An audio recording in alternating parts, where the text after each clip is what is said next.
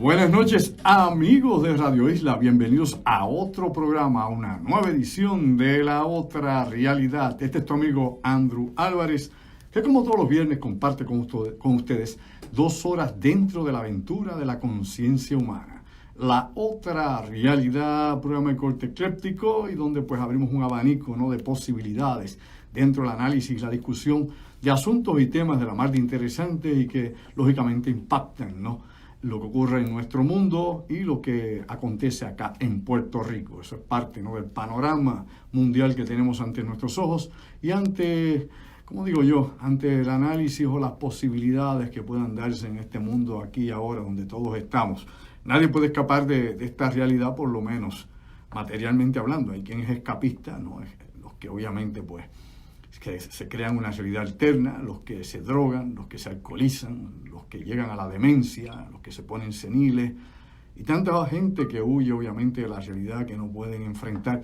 Y de esto pues hemos tenido una gran cantidad de ejemplos a través de la historia y en los últimos años probablemente ha acrecentado esto con la salud mental, el deterioro, ¿no?, de las condiciones mentales de muchísima gente, que lamentablemente pues sigue siendo algo que no se atiende y que afecta a millones y millones de seres humanos. O sea, los estimados que se hacen, por ejemplo, la esquizofrenia sobrepasan probablemente los 450 millones de seres humanos bajo condiciones obviamente de salud que no son apropiadas.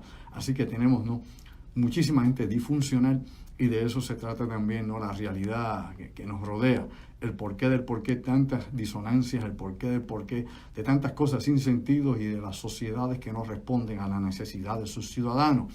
Y esto incluso en nuestra página durante esta semana, Andrew Álvarez Chardón, página oficial, pusimos un artículo, ¿no?, muy interesante, ¿no?, donde se desglosaba información sobre los presidentes de los Estados Unidos y la salud mental de esto. Se mencionaba a Lincoln, a Washington, sí, el primer presidente de los Estados Unidos intentó suicidarse incluso, y presentamos ahí obviamente este tipo de desequilibrio emocional y psicológico que tenía Lyndon B. Johnson y que era parte del narcisismo con el que sufría.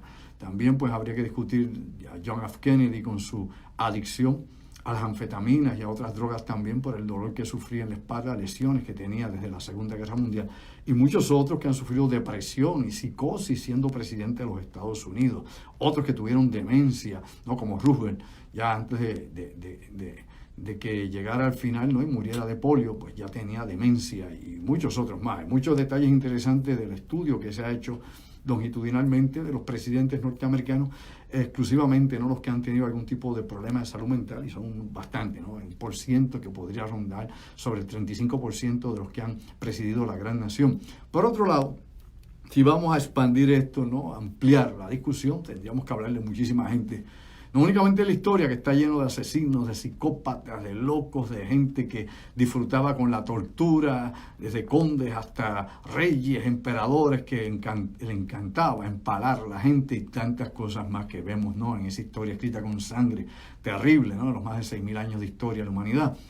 Inclusive en la actualidad, uno puede ver los presidentes en la actualidad, los dignatarios que dirigen el mundo y encuentran los Duterte de la vida, como he dicho yo tantas veces, los Bolsonaros de la vida y tantos otros más, inclusive los Boris Johnson allá en Gran Bretaña, y hay quien dice que Trump también. Bueno, de todos, aquí hay muchísima gente con complejo narcisismo, otros con complejos, diríamos nosotros, mesiánicos, que creen que son los elegidos a dirigir al mundo, quién sabe hacia dónde o a su país, vaya usted a saber. Y estas experiencias las hemos visto, ¿no? Dice el viejo adagio que el que no conoce su historia está condenado a repetirla. Y hemos visto estos eventos en ciclos a través, ¿no?, de la historia de la humanidad, a través de las edades. Hemos visto precisamente cómo se repiten estas cosas, desde Idi Amin allá en África, que era hasta caníbal, ¿no?, hasta gente que ha hecho cosas bárbaras, ¿no?, como era el Khmer Rouge allá en Camboya, donde mataban a la gente meramente porque todavía hablaban francés, porque Camboya había sido una colonia francesa, o porque había sido educado, o porque usted leía mucho, o porque le gustaba la música, pues usted lo ejecutaban. De la misma manera que Boko Haram, por ejemplo, allá en Nigeria, a usted lo coge y lo fusilan si usted sabe inglés. Y recuerde que en Nigeria se habla inglés, sepa usted, eso es parte de la lengua de Nigeria, ¿no?, del idioma que corre el país. Pero por otro lado, si a usted le gusta la música occidental también, lo matan, lo sacrifican. Y si es homosexual, pues usted lo tiran de un edificio como hacía el Estado Islámico, buscaba el edificio más alto de la ciudad y ahí tiraban a la gente. Y usted va a encontrar así entre los talibanes y tantos grupos más en el mundo ese tipo de conducta bizarra que tal vez nos impacta a nosotros porque vienen de una sociedad con unos conceptos, ¿no? Y con una cosmovisión total completamente diferente a la que usted tiene, o a la que usted conoce, o a la que usted cree que es la lógica. Recuerde que esto es relativo a cada pueblo, cada cultura, cada sociedad. Pero inclusive dentro de la antropología se estudia la locura, ¿no? La locura étnica, ¿no? ¿Qué es locura en un pueblo vis a vis lo que es en otro? Y todo esto hay que entenderlo, ¿no? Desde la perspectiva que estamos ante la humanidad. Y la humanidad definitivamente es un collage de culturas, sociedades, países, naciones, idiomas. O sea, aquí hay una variedad increíble que compone a todos los que estamos en este planeta, ¿no? A la especie humana. Así que no hay un pueblo que pueda definirse como el pueblo supremo, el pueblo perfecto, el pueblo elegido, el pueblo escogido, porque ya estaríamos hablando de otras cosas ahí. Ya Adolf Hitler intentó imponer eso hace mucho tiempo. Así que hay que saber echar a un lado la eugenesia, el etnocentrismo de algunos grupos, y caer en cuenta de que el crisol de sociedades, ¿no? De cultura, de religiones, de idiomas, de costumbres, es precisamente lo que hace grande a la humanidad, ¿no? La diversidad social, la diversidad humana, la diversidad genética, todo esto es lo que le da realmente color a la existencia en este planeta. Y si uno puede ver eso desde una perspectiva más amplia, ¿no? Desde ese punto de vista sin prejuicio, maravilloso, entonces usted realmente es ciudadano del planeta Tierra. Usted es parte, ¿no? De ese movimiento humanístico, de ese movimiento de los que todos debemos pertenecer, la gran humanidad, no un reguero de gente confundida como nos mantienen, ¿verdad? Divididos unos con otros por parcelas de creencia o de conveniencia económica o de nacionalismo improvisado y tantas cosas más que ponen a los seres humanos a luchar unos contra otros, ¿no? En estas guerras fratricidas. Todo esto, lamentablemente, es lo que ha estado cubriendo la humanidad por tantísimo tiempo, ¿no?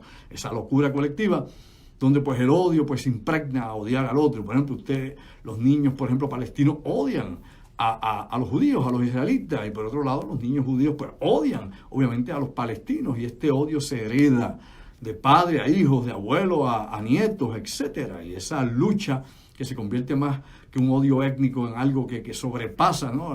Las divisiones que puedan haber de credo, pues nos llega obviamente a un odio irracional. Y esto lo hemos visto replicado en muchas partes del mundo, lo hemos visto en regiones de África como fue Zimbabue, por ejemplo, locuras que hubo allí por tiempo. Y déjame decirle, ya que menciono Zimbabue, ¿no? Zimbabue, precisamente, fue una de las regiones donde se experimentaron con armas biológicas. ¿Lo sabía usted? Pues bien, ahora lo compartimos con usted. Mucho antes que se declarara, ¿no? Con ese nombre, porque antes obviamente había otro nombre para Zimbabue, que ahora se me escapó ligeramente de la mente, pero ahorita me viene Rodesia, ese es el nombre original, Rodesia. Pues sepa usted, si usted busca datos, inclusive de la CIA, documentos desclasificados que hay sobre eso, se menciona obviamente el uso de armas biológicas en Rodesia, antes de que se diera la República de Zimbabue, en Rodesia. De hecho, en Zimbabue está la ciudad más antigua de África, inclusive más antigua que Egipto. Dato importante, ¿no? Dentro de la arqueología. Y uno pues incluye, de hecho, inclusive en otras regiones de África, no exactamente en Egipto, en otras regiones de África, donde ya de por sí habían centros de estudios universales, las primeras universidades en África, no en Asia, no en China, que estaba muy adelantada, ¿no? En el pasado, no en Europa, que Europa de hecho ha vivido más en el oscurantismo que cualquiera de las otras civilizaciones en los diferentes continentes de este planeta. Lo sabe usted, ¿verdad? Si usted busca la cronología del tiempo y la evolución de la civilización, se da cuenta que en el pasado profundo, ¿no? En la historia, inclusive en lo que podríamos llamar casi prehistoria, ya todavía sin escritura, cuando la información, por ejemplo, en la India se daba de boca a oído, la información oral o el recuerdo, la enseñanza oral, antes que Europa, cuando estaba obviamente paleolítico, cuando no había nada de eso, otras regiones del mundo estaban en desarrollo, y eso lo han descubierto los arqueólogos, ¿no? Los estudios que se han hecho a través del tiempo. Hemos ido descubriendo lugares y regiones que no se habían estudiado y que definitivamente pues, rompen con la cronología de la civilización como se describe, de acuerdo a la evidencia arqueológica, a la evidencia física y a la interpretación que han hecho historiadores, paleontólogos y arqueólogos sobre esos lugares específicos, esos hallazgos. Y esto es importante porque nos da nuevamente una visión más profunda, más clara de un pasado olvidado por la noche del tiempo, donde caemos en conciencia de que, wow, o sea, el mundo no siempre ha sido como usted cree o le han hecho creer. Por eso hay que descondicionarse de todo esto. A veces hay que desaprender para empezar, obviamente, a asimilar nuevos informes, nuevos datos, nuevos descubrimientos, revisiones que se hacen para poder descubrir la verdad más allá de lo aparente. Así que, interesante. Allá en Rodesia, pues, se probaron armas biológicas.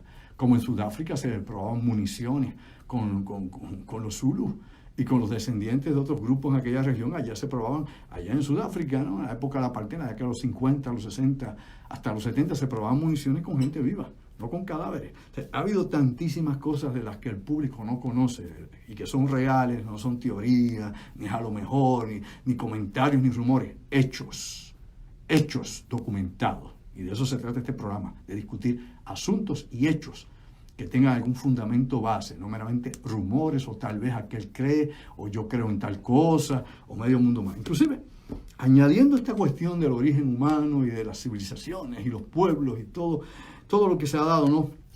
Para que hoy en día seamos lo que seamos, ¿no? Sea bueno, sea malo, al nivel de civilización en que estamos ahora. Hay muchísima gente que todavía pues sigue insistiendo, usted se acuerda, ya llegando aquí, rayando un poquitito en esos asuntos extremos o en esos asuntos no trascendentes, pero digamos extraños, ¿no? Por ejemplo, usted sabe que hay muchísima gente que habla de la teoría de los reptilianos, ¿no? Los que están en el mundillo ovni, los que creen en los extraterrestres y tantísimas veces, no, que los reptilianos están en este planeta, que los reptilianos.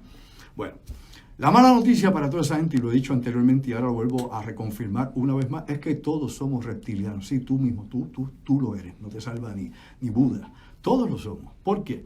En nuestras etapas, obviamente embrionarias, cuando el cigoto se está formando adentro, ¿no? En la matriz de tu madre, el ser humano pasa por diferentes etapas. Y entre las etapas que pasa es la de reptil. Inclusive, y esta semana se estuvieron publicando una serie de hallazgos que ya conocíamos los antropólogos porque está dentro del estudio de la antropología física en el proceso de desarrollo del embrión. Y obviamente que el ser humano, en las primeras semanas de formación, cuando está empezando a tomar la morfología, las manos y las extremidades son similares a la de un reptil. Inclusive cola tiene. Por eso que tienes obviamente también hasta tu espina dorsal termina en una pequeña puntita, que eso lo hemos perdido con el proceso de la evolución y la adaptación. Esa es la evidencia física, así lo encontramos. Así que el coxis te recuerda algo por aquello de... A lo que ver con esto es que todavía ya crecidos, ya desarrollado nuestro cerebro, tenemos el cuerpo R, pero se llama, que es donde está el tallo cerebral, el primer cerebro, los tres cerebros que componen el hombre. No estoy hablando de hemisferio derecho e izquierdo ahora, no estoy hablando de lo bicameral. Estoy hablando precisamente de cómo se dan las etapas del cerebro reptil, cerebro mamífero y luego el córtex cerebral. Pues esa área es el área primitiva del cerebro y es similar, idéntico, sepa usted, al de un cocodrilo. Ahí están todos los instintos salvajes y violentos del ser humano en esa etapa. Y es precisamente vestigio de ese proceso. Cuando usted, obviamente, brega con la patología humana, cuando usted brega, ¿no?, con la fisionomía humana y el estudio precisamente del ser humano en todas sus etapas, se da cuenta que definitivamente pasamos por ese proceso de haber sido reptiles en el pasado y todavía quedan vestigios físicos indiscutibles. Ahí están, para el que quiera aprender, se eduque, busque información y salga del marasmo, de la fantasía y de las creencias infundadas. Pues bueno, mis amigos, nuevamente, buenas noches, bienvenidos acá. Como siempre empezamos, esbozando una serie de ideas acá al aire y compartiéndolas con ustedes en la otra realidad. Desde nuestro punto de vista, usted no tiene que creer como yo, simplemente busque información, verifique y todos nos educamos y compartimos. A lo que vamos. Esta semana en el mundo, importante, interesante, es decir, muchísimas cosas pasando durante estos días. Sigue siendo el coronavirus nuevamente el tema de rigor discutido en todas partes. Las publicaciones a nivel global es lo que hablan, lo que discuten. Un pánico colectivo generado por este virus, que es más bien político y económico que otra cosa. Sus impactos van directamente a eso, creando obviamente disloque social, desestabilización, ¿no?, de sistemas económicos, cierres de escuelas. 290 millones de estudiantes están sin clases en el mundo en estos momentos que yo le hablo a usted, y probablemente aumenten a sobre 180 millones más, 180 adicionales más. Así que estaremos en 420 millones de estudiantes sin clases. Digo, sin tocar a Puerto Rico, que hay escuelas que no han abierto todavía en el suroeste de Puerto Rico por la cuestión de que no se han evaluado las estructuras físicas de las escuelas. O sea, aquí al paso que vamos, cuando llegue el coronavirus, se dejarán todas las escuelas, se perderá un año completo, un semestre completo de clases, seguiremos obviamente retrasados, rezagados en la educación y perdidos en la noria, una vez más por aquello de, lamentablemente es una realidad que Puerto Rico va a tener que ver cómo se ajusta a las circunstancias, porque cuando no es huracán, es terremoto, cuando no es terremoto, coronavirus. Simplemente me estoy adelantando a las posibilidades, ¿no?, a lo que pudiese pasar más adelante, conociendo ya uno, ¿no?, la línea de operación del gobierno de Puerto Rico, que es, como digo yo, la línea menos resistencia. Lo más fácil: no trabajen pero cobren. De eso se trata eso. La administración del complácete tú para que votes por mí. No es fácil. Bueno, cosas importantes. Vamos a hablar de todo lo que ha pasado esta semana acá en Puerto Rico, pero por otro lado vamos también a mencionar lo que está pasando en el mundo, que yo creo que es importante porque todo está concatenado en este planeta. Esta semana, importante, hoy se hace un anuncio a nivel de Puerto Rico. La Agencia Federal de Aviación de los Estados Unidos indica que el espacio aéreo de Puerto Rico, especialmente la zona metropolitana, es el lugar que más incidentes se registran con laser point, es decir, con lasers. Laser verdes, laser rojos, personas sin escrúpulos, ignorantes o quién sabe qué tipo de individuo, sociópata, continuamente se pasan, ¿no?, apuntando con los lasers a las cabinas de los pilotos en los aviones, y han decretado que la zona aérea, precisamente el espacio aéreo de la área metropolitana, es sumamente peligroso para los vuelos civiles. De todas las jurisdicciones en los Estados Unidos, Puerto Rico es el que más incidentes reporta, porque Puerto Rico lo hace mejor, dicen 2 o 3 por ahí chiflados. La realidad es que esto es un crimen, sepa usted. Si usted lo coge en esa maroma, va a coger cárcel federal, no lo salva ni el tío Peluca. Así que la gente se cree que porque está en una esquinita apuntándole a un avión con no sé por qué, o qué tiene, qué malevolencia le mueve por la cabeza, o la ignorancia se lo pudre. La realidad es que eso es un peligro. Inclusive, aunque eso no son láseres de grado militar como pasó con China, hablábamos las pasadas semanas, los 2 incidentes que ha habido con aviones norteamericanos y la Marina de China, definitivamente es peligroso, y por eso se prohíbe. Aquí los casos con helicópteros y con aviones comerciales ha sido sumamente alto los reportes que tiene la Agencia Federal de Aviación. Así que ojo a eso, porque definitivamente no puede seguir repitiéndose. Podría haber una fatalidad, podría haber un accidente, y hay gente, como digo yo, sin escrúpulos, inconsciente, gente sin seso o sin sesos que hacen este tipo de estupideces. Importante señalar, brevemente por arriba, mientras todo está pasando acá ahora también en Puerto Rico, y acá se están preparando alegadamente, ¿no?, para la llegada inminente del coronavirus a Puerto Rico, porque no hay forma de evitarlo. No importa cuánta agua bendita usted eche o cuánta pandereta le dé, mis amigos, o lo que usted quiera hacer, recuerde, soy algo irreverente para ese tipo de cosas. La realidad es que el coronavirus llegará a Puerto Rico como han llegado otros agentes patógenos a la isla de Puerto Rico. Si ya está en República Dominicana, si ya está en las Islas Vírgenes, si ya está en Estados Unidos, en las principales ciudades norteamericanas como Nueva York y otras regiones del país, pues puede estar usted seguro de que aquí en algún momento va a llegar. Yo había mencionado la pasada semana que entre esta semana y la próxima semana tendremos probablemente, yo no soy ni pitonizo, ni adivino, ni mentalista, ni menos mentalista. La realidad es que vamos a tener en los próximos días, próxima semana, lo más probable, ya el primer caso registrado en Puerto Rico. ¿Por qué digo esto? Bueno, basándonos obviamente en las probabilidades, en los porcientos y en los días que tarda este virus en incubarse. Normalmente 14 días, aunque ha habido casos sobre 24 días. Son casos excepcionales, pero en esto en particular hay que darle seguimiento, porque no se va a saber hasta que la persona tenga, ¿no?, primeramente los síntomas, y segundo, si todavía no están los kits de pruebas en Puerto Rico, y todavía no están, pues usted sabe que el protocolo es hacer la prueba de sangre, enviarla a los Estados Unidos, al CDC de Atlanta, y que de allá a los 5 días nos dan resultados. Así que usted sigue sumando, después de los 14 días que empiezan los síntomas, más cuando usted va al médico le hacen el análisis de sangre, más cuando eso lo envían allá, más 5 días más, pues te lleva ya 20 y pico días, 25, 26 días en ese trote. Y en ese trote usted sabe cuánta gente usted pudo haber contaminado.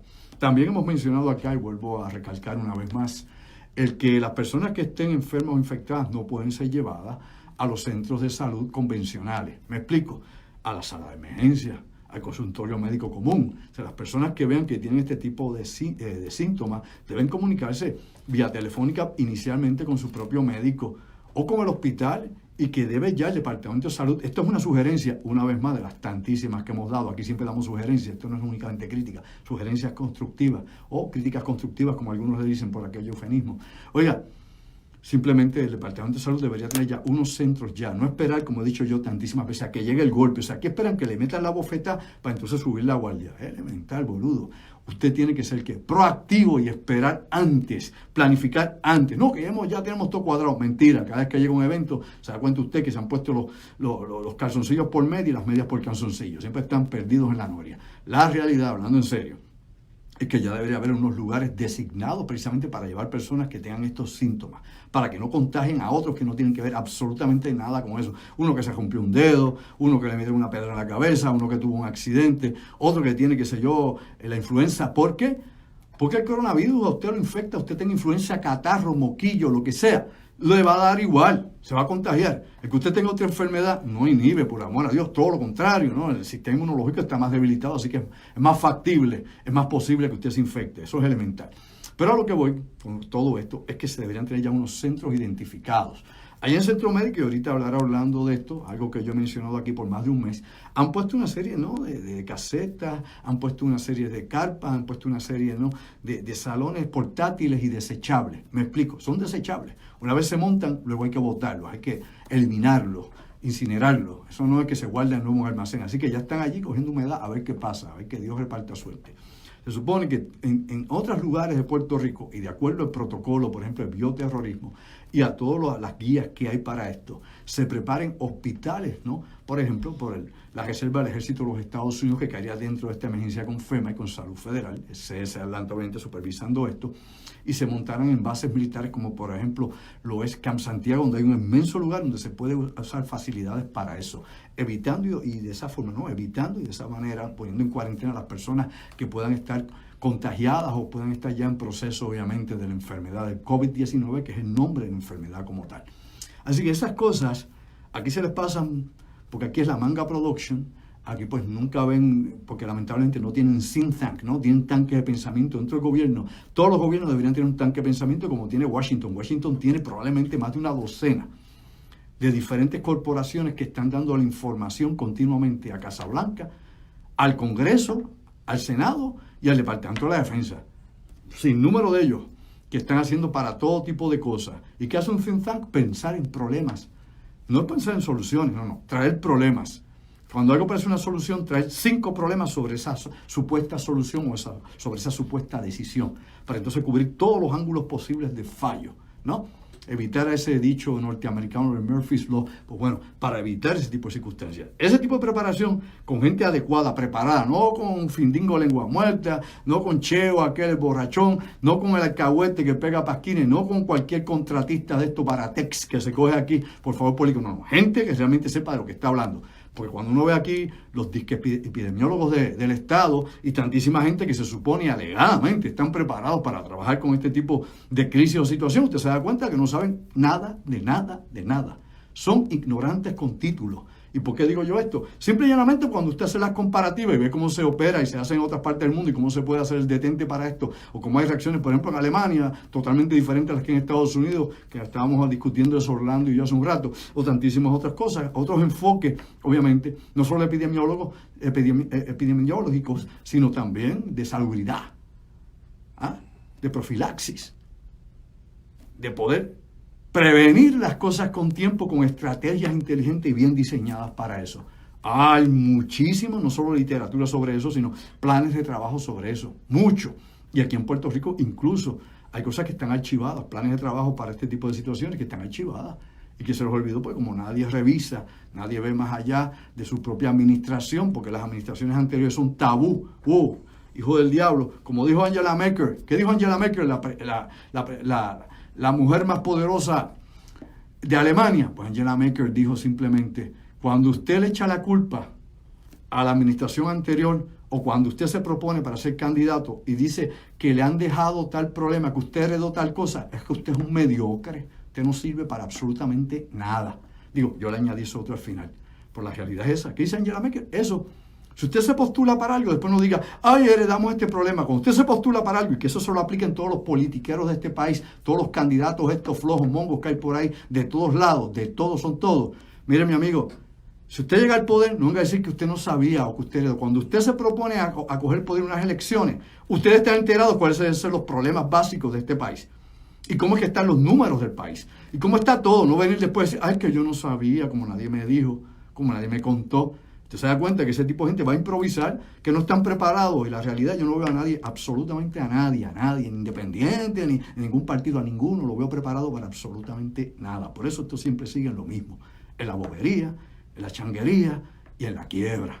La mediocridad obviamente ya está nacionalizada en el país y es endémica. Vamos a una pausa y regresamos con los temas de lo que está a nivel internacional. Vamos a hablar un poquito más de lo que está pasando también en el Oriente Medio y de la migración de toda esta gente. 1,5 millones de personas que quieren subir a Europa. Mi madre, el coronavirus anda por allá. Eso sería una crisis humanitaria. Wow, casi apocalíptica. Vamos a una breve pausa y regresamos. Le digo acá, Héctor, el rookie. ¿Sabes qué, Héctor Colón? Llévatela, pégala a Puerto Rico.